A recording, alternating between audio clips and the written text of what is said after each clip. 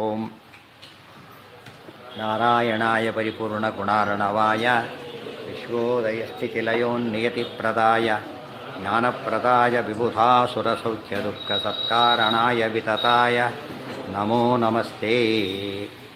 ಏನಾಯಿತು? ಪರಮಾತ್ಮ ಸಂಕಲ್ಪ ಮಾಡದ ವಾಸುದೇವ ರೂಪ, ವಾಸುದೇವ, ಸಂಕರ್ಷಣ, ಪ್ರದ್ಯುಮ್ನ, ಅನಿರುದ್ಧ. ವಾಸುದೇವ ರೂಪ ಯಾತಕ್ಕೆ? ಮುಕ್ತಿಪ್ರದಾತ, ಮುಕ್ತಿ ಪ್ರೋಕ್ಷಪ್ರದವಾದ ರೂಪ. ಸಂಕರ್ಷಣ ರೂಪ ಸಂಹಾರ ಕಾರಣ ವಪುಹು. ಪದನ ಜ್ಞಾಪಕ ಇಟ್ಕೋಬೇಕು. ಇವೆಲ್ಲ ಬಾಯ್ಪಾಠ ಮಾಡೋದು ಭಾರಿ ಸುಲಭ, ಓದ್ತಿಲ್ಲಕ್ಕೆ ಹಾಗೆ ಬಂದುಬಿಡುತ್ತೆ. ಆಮೇಲೆ ಪ್ರದ್ಯುಮ್ನ ರೂಪ ಯಾತಕ್ಕೆ? ಸೃಷ್ಟಿ ಹೇತೋಹೋ, ಸೃಷ್ಟಿಗೋಸ್ಕರ. ಅನಿರುದ್ಧ ರೂಪ ಯಾತಕ್ಕೆ? ಸ್ಥಿತ್ಯೈ ಪುನಸ್ಸ ಭಗವಾನ್ ಅನಿರುದ್ಧ ನಾಮ. ಆ ಪದ ಸಮೇತನೇ ಕಲ್ತ್ಬಿಡ್ಬೇಕು ಕರಿಬೇಕಾದ್ರೆ. ಇದು ಅವತ್ತವತ್ತು ನಿರ್ಣಯ ಆದರೂ ಓದಿ, ಅದಾರ ಜ್ಞಾಪಕ ಬರಲ್ಲ ಹೋಗಿಬಿಡುತ್ತೆ. ಅವತ್ತಿಂದ ಅವತ್ತಿಗೆ ಓದಬೇಕು. ಅವ ನಿಮಗೆ ಒಂದು ತಿಂಗಳ ಆ ರೀತಿ ಮಾಡಿ ನೋಡಿ, ಎಷ್ಟು ಇಂಪ್ರೂವ್ಮೆಂಟ್ ಇರುತ್ತೆ ಗೊತ್ತಾಗುತ್ತೆ. ಆಮೇಲೆ ಬಿಡ್ಲಕ್ಕೆ ಬರೋದಿಲ್ಲ, ಆ ರೀತಿ ಓದಕ್ಕೆ ಬರೋದು. ಸ್ಥಿತ್ಯೈ ಪುನಸ್ಸ ಭಗವಾನ್ ಅನಿರುದ್ಧ ನಾಮ ದೇವಿ ಚ ಶಾಂತಿರಭವತ್ ಶರದಾಂ ಸಹಸ್ರಂ. ಈ ಸ್ಟೇಜಲ್ಲಿ 1000 ವರ್ಷ ಒಂದು ಗ್ಯಾಪ್ ಇದೆ. ಇಷ್ಟು ರೂಪ ತೊಗೊಂಡಾದ ಮೇಲೆ 1000 ವರ್ಷಗಳ ಕಾಲ ಏನಾಗಿಲ್ಲ, ಇನ್ನು ಸೃಷ್ಟಿ ಮುಂದುವರೆದಿಲ್ಲ. ಆಮೇಲೆ ಪರಮಾತ್ಮ ಮುಂದುವರಿಸ್ತಾ ಒಂದು ಸ್ಟೇಜ್, ಅದು ಒಂದೊಂದು ಸ್ಟೇಜಲ್ಲಿ ಸೃಷ್ಟಿ ಆಗ್ತಾ ಬರುತ್ತೆ. ಅದು ಕೊಡ್ತಾ ಓವರ್ನೈಟ್ ಎಲ್ಲ ಮಾಡೋದಿಲ್ಲ. ಒಂದು ತೆಂಗಿನ ತೋಟ ಆಗಬೇಕಾದ್ರೆ ಓವರ್ನೈಟ್ ಆಗೋದಿಲ್ಲ. ಅದು ಏನಿದೆ, ಅನೇಕ ಸ್ಟೆಪ್ಸ್ ಇದೆ. ಒಂದು ಲ್ಯಾಂಡು, ಅದು ಕ್ಲೀನ್ ಮಾಡೋದು, ಬೆಳೆಯೋದು, ಕೊನೆಗೆ ಅದೇನಾಗುತ್ತೆ, ಒಂದು ಸ್ಥಿತಿ ಬರೋವತ್ತಿಗೆ ಅಷ್ಟು ದಿವಸ ಆಗಿರುತ್ತೆ. ಅದೇ ರೀತಿ ಸೃಷ್ಟಿ ಎಂಬುದು ತೋರಿಸ್ತಾನೆ ಪರಮಾತ್ಮ. ಇದು ಓವರ್ನೈಟ್ ಆದ ಸೃಷ್ಟಿ ಅಲ್ಲ. ದೇವ್ರಿಗೆ ಮಾಡೋಕ್ಕೆ ಬರುತ್ತೆ, ಒಂದು ಕ್ಷಣದಲ್ಲಿ ಬೇಕಾದ್ರೆ ಮಾಡ್ತಾನೆ. ಬಟ್ ಮಾಡೋ ಪ್ರೋಸೆಸ್ ಆಗಿದೆ. ಈಗ ಈ ರೀತಿ ಮಾಡ್ತಾ ತೋರಿಸ್ತಾನೆ. ಒಂದು 1000 ವರ್ಷ ಕಳೀತು. ಈ 4 ರೂಪ ತೊಗೊಂಡು, ಮಹಾಲಕ್ಷ್ಮಿ 4 ರೂಪ ತೊಗೊಂಡ ಮೇಲೆ 1000 ವರ್ಷ ಕಳೀತು. ಸ್ಥಿತ್ವಾ ಸ್ವಮೂರ್ತಿಮಿರಮೋಭಿ ಅಚಿಂತ್ಯ ಶಕ್ತಿ. ಈ ರೀತಿ ಅನೇಕ ರೀತಿ ಪರಮಾತ್ಮ 4 ರೂಪಗಳಿಂದ ಇದ್ದುಬಿಟ್ಟು ಅಚಿಂತ್ಯ ಶಕ್ತಿ ಸಂಪನ್ನನಾದ ಪರಮಾತ್ಮ ಪ್ರದ್ಯುಮ್ನ ರೂಪಕಃ. ಪ್ರದ್ಯುಮ್ನ ರೂಪದ ಪರಮಾತ್ಮನು ಇಮಾನ್ ಅಂದ್ರೇನು? ಯಾರನ್ನು ಸೃಷ್ಟಿ ಮಾಡಲಿಕ್ಕೆ ಅಂತ ತೊಗೊಂಡಿದ್ನಲ್ಲ ಅವರನ್ನು ಚರಮಾತ್ಮನೇ ಆದ. ಕೊನೆಯ ರೂಪದ ಕೈ ಕೊಟ್ಟ. ಕೊನೆಯ ರೂಪ ಯಾವುದು? ಅನಿರುದ್ಧ ರೂಪದ ಕೈಲಿ ಕೊಟ್ಟ. ಕೊನೆಯ ರೂಪ ಅಂತ ಅಷ್ಟೇ ಹೇಳ್ಬೇಕು, ಸೇರಿಸ್ಕೋಬೇಕದು. ಚರಮಾತ್ಮನೇ. ಚರಮ ಅಂದರೆ ಕೊನೆಯದು. ಚರ್ಮ ಶ್ಲೋಕ ಅಂತ, ಚರ್ಮ ಬೇರೆ ಚರ್ಮ ಬೇರೆ. ಚರ್ಮ ಶ್ಲೋಕ ಅಂತ ಓದಬಾರ್ದು ಅದನ್ನು. ಚರಮ ಲಾಸ್ಟ್ ಅಂತ ಅರ್ಥ. ಅಂದರೆ ಪರಮಾತ್ಮ ಈ ಒಂದು ಪ್ರದ್ಯುಮ್ನ ರೂಪದಿಂದ ಅನಿರುದ್ಧ ರೂಪದ ಕೈಲಿ ಕೊಟ್ಟ. ನಿರ್ದೇಹಕಾನ್ ಸ ಭಗವಾನ್ ಅನಿರುದ್ಧ ನಾಮ ಜೀವಾನ್ ಸ್ವಕರ್ಮ ಸಹಿತಾನ್ ಉದರೇ ನಿವೇಶ್ಯ ಚಕ್ರೇತ ದೇಹ ಸಹಿತಾನ್ ಕ್ರಮಶಃ ಸ್ವಯಂಭೂ ಪ್ರಾಣಾತ್ಮಶೇಷ ಗರುಡೇಶ ಮುಖಾನ್ ಸಮಗ್ರಾನ್. ಎಲ್ಲ ಜೀವರು ಈ ಸೃಷ್ಟಿಗೆ ಏನು ಬರಬೇಕಾಗಿದೆ ಅಷ್ಟು ಜನಗಳನ್ನು ಏನು ಮಾಡಿದ್ದಾರೆ ಅವರೀಗ?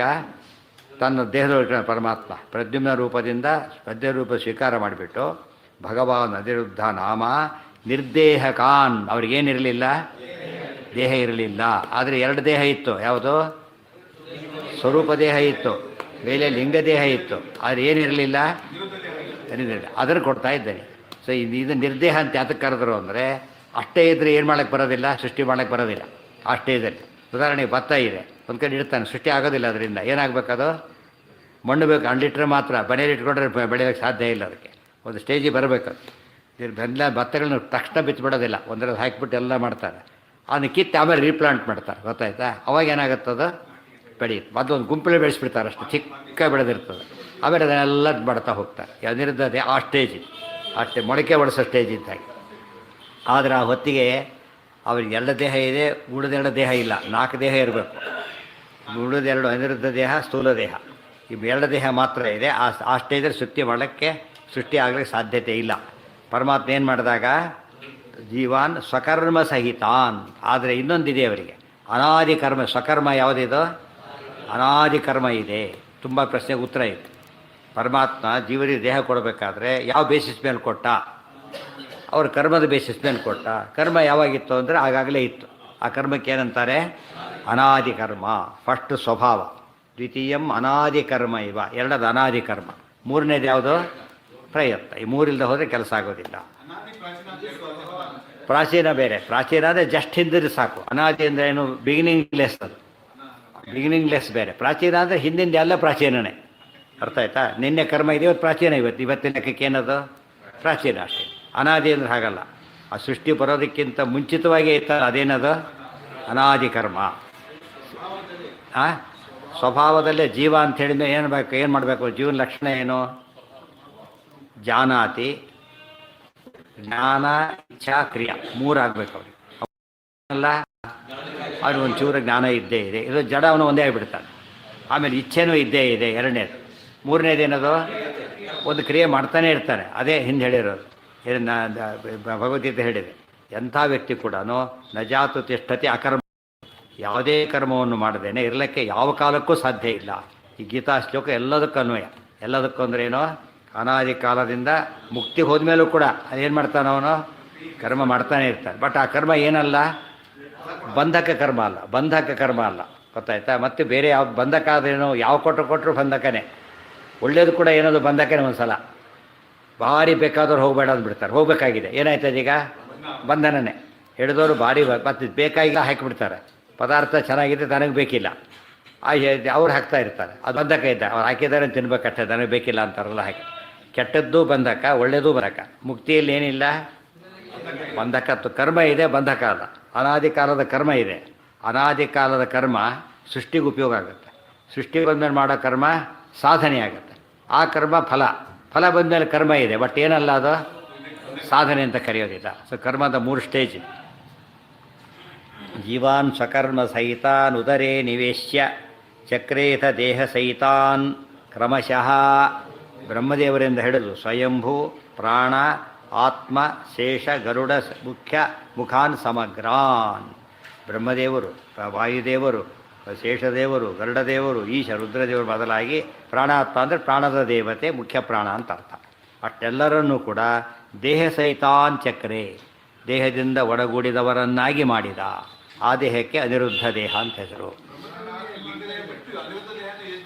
ಯಾರಿಗೆ? ಇದೆ ಅನಿರುದ್ಧ ದೇಹನೂ ಇದೆ. ಇದೇ ಹೇಳಿಬಿಟ್ರಲ್ಲ, ಅನಿರುದ್ಧ ಅವ್ರನ್ನ ದೇಹ ಕೊಟ್ಟ ಅಂದರೆ ಅನಿರುದ್ಧ ದೇಹನೂ ಇದೆ. ಬಟ್ ಏನಲ್ಲ ಅವರಿಗೆ, ಅದು ಯಾವುದು ಕೂಡ ಯಾವುದು ಅಫೆಕ್ಟ್ ಮಾಡೋದು, ಬಂಧಕನೇ ಅಲ್ಲ. ಹಾಗಿದೆ ಏನ ಪ್ರಾಣ ಶಬ್ದ ಪ್ರಾಣ, ಆತ್ಮ ಅಂದರೆ ಸ್ವಾಮಿ, ಪ್ರಾಣದ ಅಭಿಮಾನದ ವ್ಯಕ್ತಿ ಮುಖ್ಯ ಪ್ರಾಣ ಅಂತ. ಪ್ರಾಣ ಅಂದರೂ ಸಾಕು, ಪ್ರಾಣಾತ್ಮ ಅಂದರೂ ಸಾಕು. ಪ್ರಾಣನ ಜಡ ಅಂತ ಇಟ್ಕೊಂಡಾಗ ಆತ್ಮ ಅಂದರೆ ಸ್ವಾಮಿ, ಬರೀ ಪ್ರಾಣ ಅಂದರೆ ಪ್ರಾಣದೇವರಷ್ಟೇ. ಇಲ್ಲಿ ಪ್ರಾಣಕ್ಕೆ ಆತ್ಮ. ಸ್ವಯಂಭೂ ಪ್ರಾಣಾತ್ಮ ಶೇಷ ಗರುಡೇಶ ಮುಖಾನ್ ಸಮಗ್ರಾನ್. ಎಲ್ಲರನ್ನೂ ಕೂಡ ಒಬ್ಬರು ಕೂಡ ಅದು ಎಸ್ಕೇಪ್ ಆಗಲಿಕ್ಕೆ ಸಾಧ್ಯ ಇಲ್ಲ. ಅವ್ರಿಗೆ ದೇಹವನ್ನು ಕೊಟ್ಟೇ ಕೊಡ್ತಾನೆ ಪರಮಾತ್ಮ, ಕೊಟ್ಟ. ಇಷ್ಟು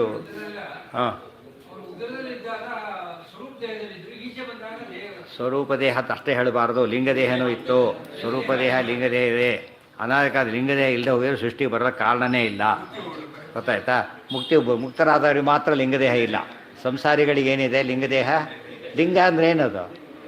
ಹುಟ್ಟೋದಕ್ಕೆ ಕಾರಣ. ಲಿಂಗ ಅಂದರೆ ಹೇತು, ಅದಿರೋದಕ್ಕೆ ಹುಟ್ಟು ಬರೋದು. ಹೇಳಿಲ್ಲ, ಅಕ್ಕಿ ಇದೆ, ಭತ್ತ ಇದೆ. ಅಕ್ಕಿಗೇನಿಲ್ಲ, ಮೇಲೆ ಹೊಟ್ಟಿಲ್ಲ. ಹೊಟ್ಟಿಲ್ಲ ಆದ್ದರಿಂದ ಏನಿಲ್ಲ, ಅದಕ್ಕೆ ಹುಟ್ಟೂ ಇಲ್ಲ. ಹುಟ್ಟೂ ಇಲ್ಲ ಅದಕ್ಕೆ. ಆದರೆ ಅಕ್ಕಿಗೆ ಇಲ್ಲ. ಭತ್ತ ಏನಾಗಿದೆ ಈಗ? ಪುಣ್ಯಕ್ಕೆ ಯಾವನು ಕೂಡ ಅಕ್ಕಿ ಬೆಳೆಯಕ್ಕೆ, ಅಕ್ಕಿ ಬಿತ್ತಕ್ಕೆ ಹೊಟ್ಟಿಲ್ಲ ಇನ್ನೂ ಕೂಡ. ಯಾಕೆ? ಅದು ಹುಟ್ಟೋದಿಲ್ಲ ಅಂತ ಗೊತ್ತಿದೆ. ಅದು ಅನಾದಿ ಲಿಂಗದೇಹ ಅಂದರೆ ಹಾಗೆ. ಅದಿರೋವರೆಗೂ ಹುಟ್ಟು ತಪ್ಪಿದ್ದಲ್ಲ. ಅದು ಹೋದ ತಕ್ಷಣ ಹುಟ್ಟು ಸ್ಟಾಪ್ ಆಗಿಬಿಡೋದು, ಲಿಂಗದೇಹ ಭಂಗ ಆಗಿಬಿಡು. ಅದು ಭತ್ತ ತೊಗೊಂಡ ತೆಗೆದ ಸಿಪ್ಪೆ ಹೊರಟೋಯ್ತು, ಮತ್ತು ಹುಟ್ಟಿಲ್ಲ, ಮುಗಿದೋಯ್ತು. ಅದನ್ನೇ ಲಿಂಗಭಂಗ ಮಾಡೋದು ಅಂತ ಕರೆಯೋದು. ಭತ್ತಕ್ಕೆ ತಾನೇ ಮಾಡ್ಕೊಳ್ಳೋಕೆ ಬರೋದಿಲ್ಲ, ಅದಕ್ಕೆ ತಾನೇ ಮಾಡ್ಕೊಳ್ಳೋದಕ್ಕೆ ಬರೋದಿಲ್ಲ. ಏನಾಗಬೇಕು? ಅದಕ್ಕೆ ಇನ್ನೊಬ್ರು ಮಾಡಬೇಕು. ಇನ್ನೊಬ್ರು ಎಲ್ಲ ಲಿಂಗದೇಹ ಇರೋರೆ ಏನು ಮಾಡಬೇಕೀಗ? ಮುಕ್ತರು ಇಲ್ಲಿ ಬರೋದಿಲ್ಲ, ಅವರಿಗೆಲ್ಲ ತೆಗೆಸಿ ಎಷ್ಟೊಂದು ತೆಗಿಲಿಕ್ಕೆ 1-2 ತೆಗೆ ಎಣ್ಣೆ ಮುಗಿಬೇಕಾದ್ರೆ ಗೊತ್ತಾಗ. ಚಮಚದಲ್ಲೇ ನೀವು ದಾಚು ಪಾಲನೆ ಕೂತವ್ರಿ, ಒಂದು ಸಣ್ಣ ಚಮಚ ತೊಗೊಂಡು ಸಾರಾಕ್ತಾ ಕೂತ್ಕೊಂಡು ಏನು ಮಾಡ್ತಾನೆ ಅವನು? ಒಂದಗಳನ್ನ ಒಂಚೂರು ಸಾರು ಎಂದಾಗಬೇಕದು? ಅವ್ನು ಉಪವಾಸ ಇರೋದು ವಾಸಿ ಇರುತ್ತೆ, ಅದಕ್ಕೆ ಅದು ತಿನ್ನೋದಕ್ಕಿಂತ ಉಪವಾಸ ಇರೋದೇ ಬೆಟರ್ ಅಂತ ಹೇಳ್ತಾರೆ. ಅದು ಸರಿಯಲ್ಲ. ಜಾತಾಪರೋಕ್ಷಗಳು ಆ ಅರ್ಥದಲ್ಲ. ದೇವ ಪದವಿ ಬಂದಾಗ ಏನಾಗುತ್ತೆ ಅವರಿಗೆ? ಅವಾಗ ಅಪ್ರೋಚ್ ಆಗಿದೆ. ಉದಾಹರಣೆಗೆ ಒಂದು ಪೋಸ್ಟಿಗೆ, ಲೆಕ್ಚರರ್ ಪೋಸ್ಟಿಗೆ ಬಂದಾಗ ಏನಾಗಿರ್ಬೇಕು ಅವನಿಗಾಗಲೇ? MA ಆಗ ಜಾತ, ಅದಕ್ಕೆ ಜಾತ ಅಂತ ಹೆಸರು.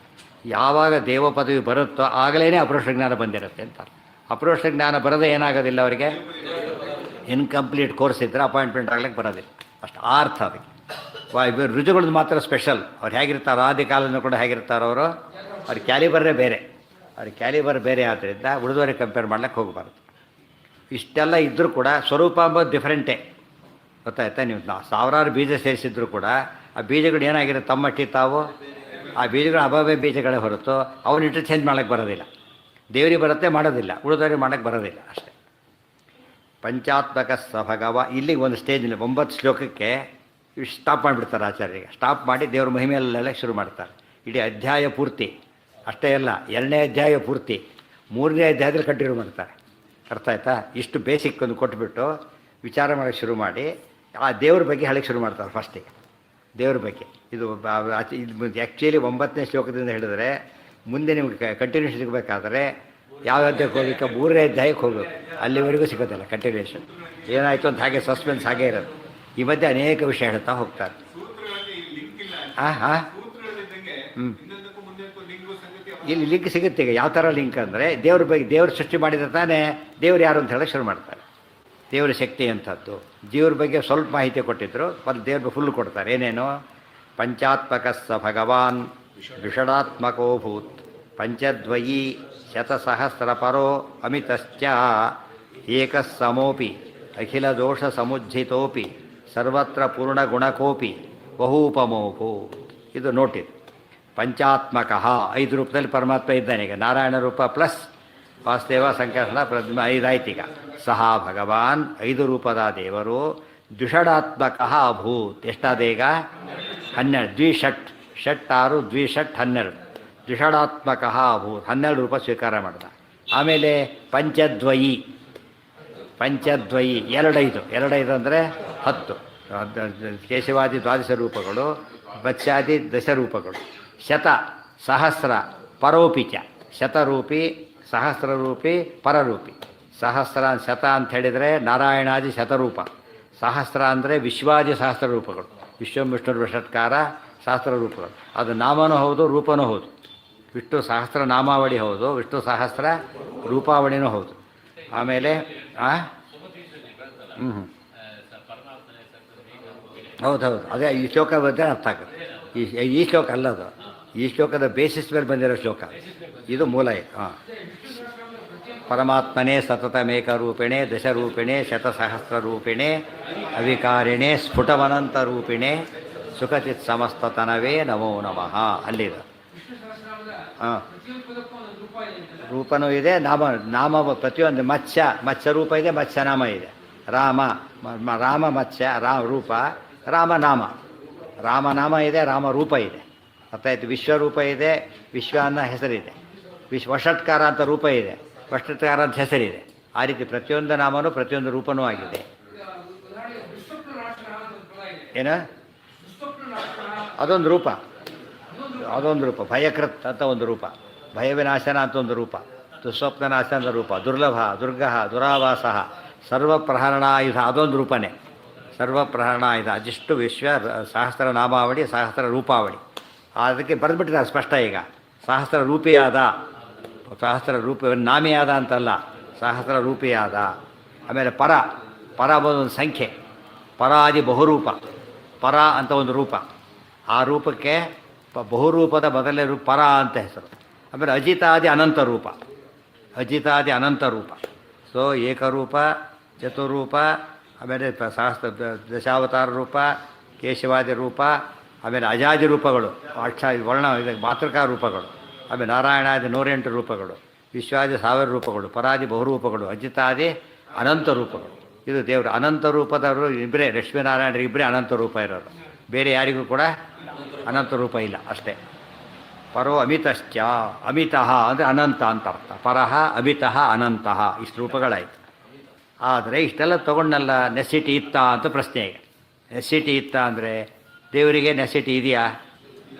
ಒಂದು ರೂಪ ಎಲ್ಲ ಮಾಡಬಲ್ಲ, ಒಂದು ರೂಪ ಬೇಡ. ಏನು ಸಾಕು? ಒಂದು ಚೂರು ಅವಯವ, ಅದೂ ಬೇಡ. ಸಂಕಲ್ಪ ಸಾಕು. ದೇವರು ಎಲ್ಲ ಮಾಡೋದಕ್ಕೆ ಇಚ್ಛಾ ಮಾತ್ರ.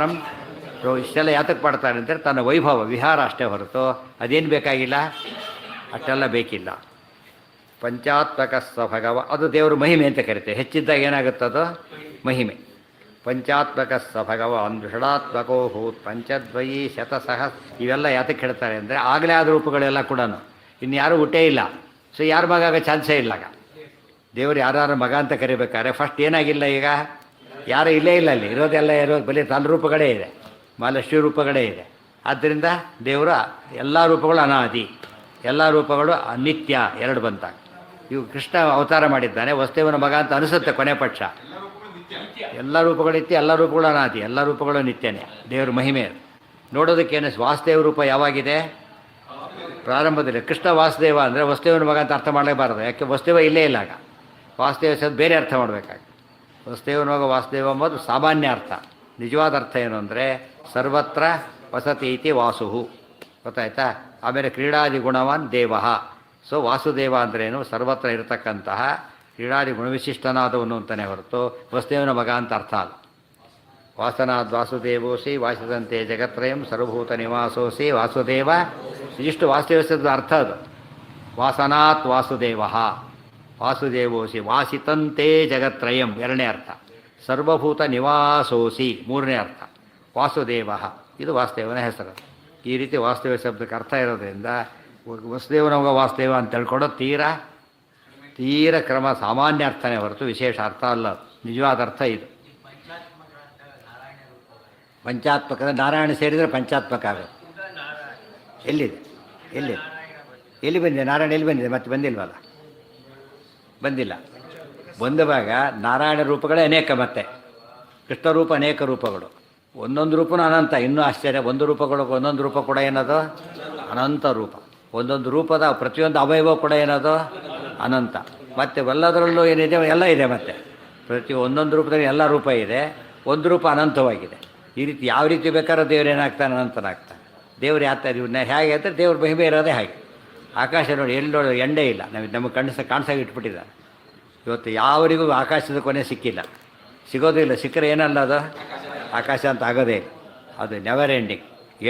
ಎಷ್ಟು ಕೋಟಿ ಲೈಟ್ ಇಯರ್ಸ್ ಹೋದರೂ ಹೋಗ್ತಾನೆ ಇರ್ತಾನೆ, ಹಾಗೆ ಸಾಧ್ಯನೇ ಇಲ್ಲ. ಸತ್ತೋಗ್ತಾನೆ ಅಷ್ಟೇ ಹೊರ್ತೀವನು, ಅದು ಆಕಾಶ ಮುಗಿಯಲ್ಲ. ನಿರ್ದೋಷ ಪೂರ್ಣ ಗುಣವಿಗ್ರಹ ಆತ್ಮತಂತ್ರೋ ಇಷ್ಟೆಲ್ಲ ಹೇಳಿ ದೇವ್ರ ರೂಪಗಳು, ಎಲ್ಲ ರೂಪಗಳು ಹೇಗಿವೆ ಅಂತ ಕಾಮನ್ ಫ್ಯಾಕ್ಟರ್ ಹೇಳ್ತಾರೆ.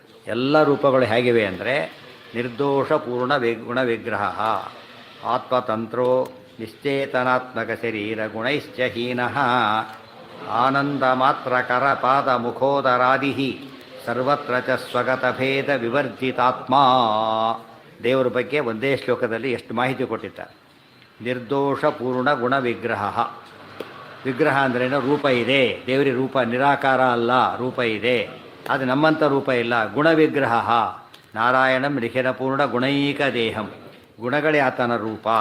ಎಂಥ ಗುಣಗಳು ಅಂದರೆ ಪೂರ್ಣ ಗುಣಗಳು, ಮತ್ತು ನಿರ್ದೋಷವಾದ ಪೂರ್ಣವಾದ ಗುಣಗಳನ್ನೇ ಆಕಾರವನ್ನಾಗಿ ಹೊಂದಿರತಕ್ಕಂತಹ. ಇದು ದೇವರಿಗೂ ನಮಗಿರೋ ವ್ಯತ್ಯಾಸ ಗೊತ್ತಾಯ್ತಾಗ. ಆತ್ಮತಂತ್ರ, ಆತ್ಮ ಅಂದರೆ ಸ್ವತಂತ್ರ ಅಂತ ಅರ್ಥ. ಆತ್ಮತಂತ್ರ ಅಂದರೆ ಒಂದೇ, ಸ್ವತಂತ್ರ ಅಂದರೆ ಒಂದೇ. ನಿಶ್ಚೇತನಾತ್ಮಕ ಶರೀರ ಗುಣೈಶ್ಚ ಹೀನ. ಆತ್ಮೀಯರು, ಸ್ವಕೀಯರು. ಆತ್ಮ ಶಬ್ದ ಸ್ವ ಅಂತ ಅರ್ಥ ಇದೆ. ಆತ್ಮ ಅಂದರೆ ಸ್ವಜನ, ಆತ್ಮಬಂಧು ಹೀಗೆಲ್ಲ ಕರೀತಾರೆ. ನಿಶ್ಚೇತನಾತ್ಮಕ ಶರೀರ ಗುಣೈಶ್ಚ ಹೀನಃ. ನಿರ್ಗುಣ ಅಂತ ಹೇಳ್ತಾರೆ ಅಂತ ಕೇಳಿದರೆ ನಿರ್ಗುಣ ಹೌದು. ನಿಶ್ಚೇತನ ಅಂದ್ರೇನು? ಜಡ ಅಂತ ಅರ್ಥ. ಚೇತನವಲ್ಲದ್ದು ಜಡ. ಜಡಾತ್ಮಕವಾದ ಶರೀರ ಗುಣಗಳವನಿಗಿಲ್ಲ. ಜಡಾತ್ಮಕವಾದ ಶರೀರ, ಜಡಾತ್ಮಕವಾದ ಗುಣಗಳು ಅಂದರೆ ಪ್ರಾಕೃತ ಶರೀರ, ಪ್ರಾಕೃತ ಗುಣಗಳು ಎರಡೂ ದೇವರಿಗೆ ಇಲ್ಲವೇ ಇಲ್ಲ. ನಿರ್ಗುಣ ಶಬ್ದದ ಅರ್ಥ ಅದು. ಅದರಿಂದ ಹೀನಃ, ಏನಾಗಿದ್ದಾನೆ ದೇವರು? ರಹಿತ. ಹೀನ ಅಂತ ರಹಿತ, ಪ್ರಾಕೃತ ಶರೀರ ರಹಿತ, ಪ್ರಾಕೃತ ಗುಣರಹಿತ. ಆನಂದ ಮಾತ್ರ ಕರಪಾದ ಮುಖೋದರಾದಿ. ಅಲ್ಲಿ ಆಕಾರ ಇದೆ ಅಂಥೇಳಿ ಏನೂ ಅಲ್ಲ. ಕೈ ಕಾಲು ಎಲ್ಲ ಇದೆ. ಮುಖ ಉದರಾದಿ. ಮುಖ ಇದೆ, ಉದರ ಇದೆ. ಆದಿ ಶಬ್ದದಿಂದ ಎಲ್ಲ ಅವಯವಗಳು ಇದೆ. ಆದರೆ ಪ್ರತಿಯೊಂದು ಕೂಡ ಏನವು? ಆನಂದ ಮಾತ್ರ.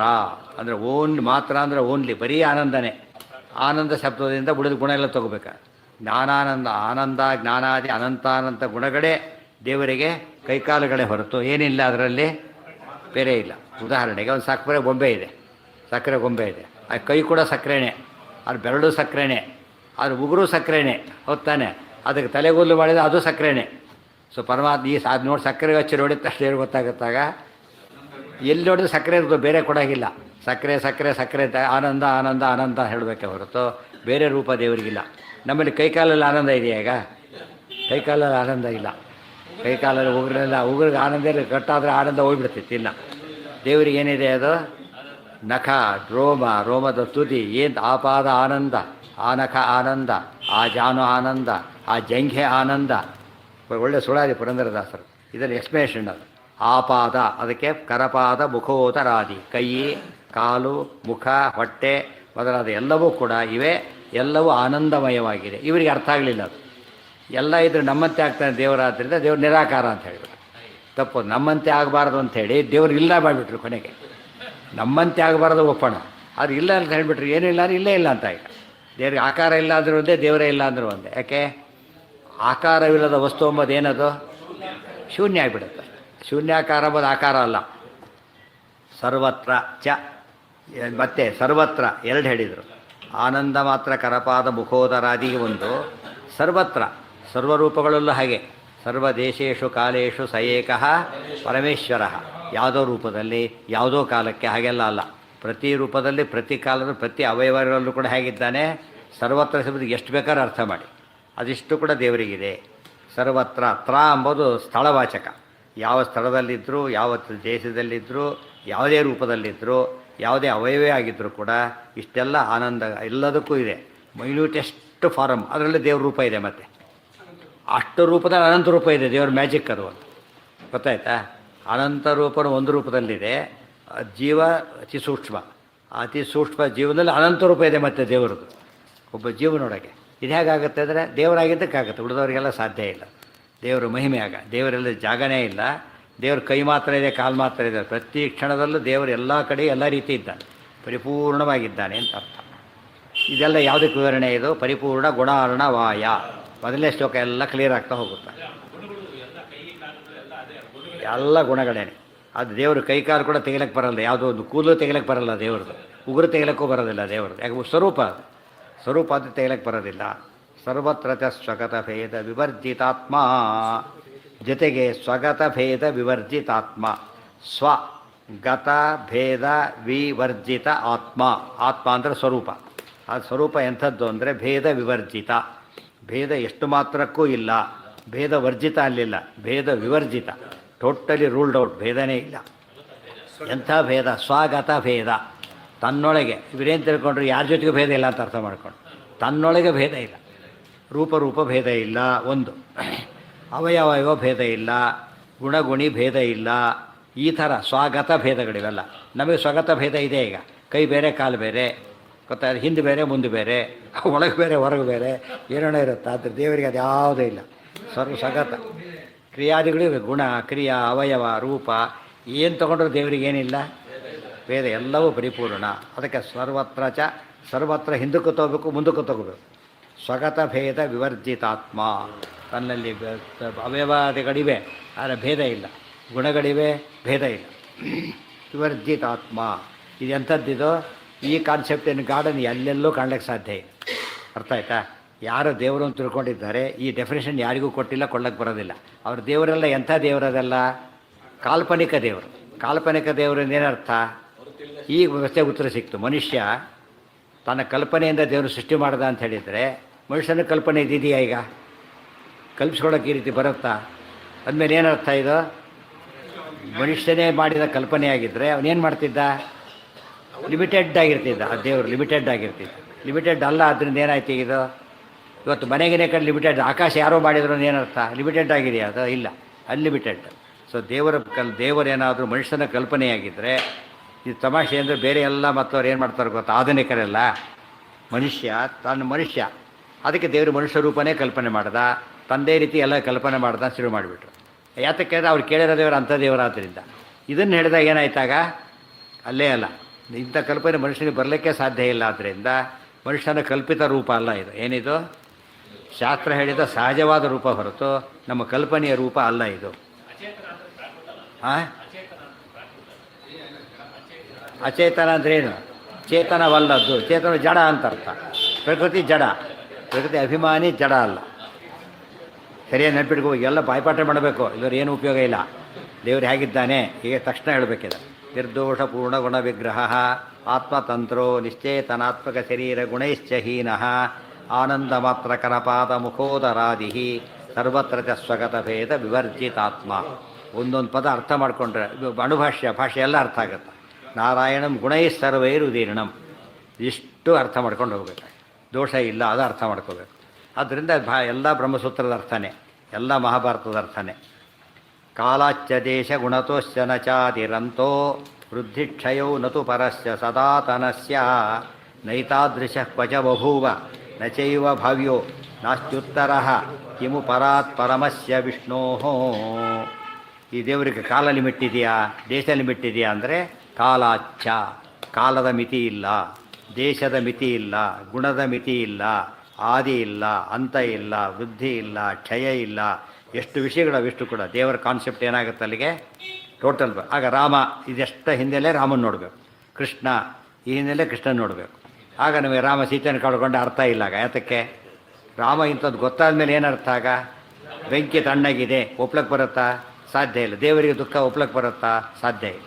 ಆಗ ದೇವ್ರ ಬಗ್ಗೆ ಕರೆಕ್ಟ್ ಪಿಕ್ಚರ್ ಸಿಗುತ್ತೆ. ಅದೆಲ್ಲ ಗೊತ್ತಿಲ್ಲದೆ ಹೋದರೆ ಎಷ್ಟೋ ರಾಮಾಯಣ ಕೇಳ್ಕೊಂಡು ನೀರು ಹಾಕ್ಕೊಂಡು ಕೇಳ್ತಾ ಇರ್ತಾರೆ ಪಾಪ. ರಾಮದೇವ್ ಸೀತೆಯನ್ನು ಕಳ್ಕೊಂಡ ಅಂತ ಹೇಳಿದಾಗ ಗೊಳೋ ತತ್ತು ಬಿಡ್ತಾರೆ. ಯಾಕೆ ಎಷ್ಟು ಕಷ್ಟ ನಮ್ಮ ರಾಮದೇವರಿಗೆ ಪಾಪ. ಯಾಕೆ ರಾಮರ ಕಲ್ಪನೆ ಗೊತ್ತಿಲ್ಲ. ಅದು ಹಣೆ ವರ. ಅಲ್ಲಿಗೆ ನಾಳೆ ದಿವಸ ಮುಂದಿನ ಪಾಠ. ಸರ್ವೇಂದ್ರಿಯ ಪ್ರೇರಕೇನ ಶ್ರೀ ಪ್ರಾಣಪತಿನೇರಿತಃ ಯತ ವೋಚಮಹಂ ತೇನ ಪ್ರೀಯತಾಂ ಕಮಲ. ಆನಂದತೀರ್ಥವರದೆ ದಾನವಾರಣ್ಯ ಪಾವಕೆ ಜ್ಞಾನದಾಯಿನಿ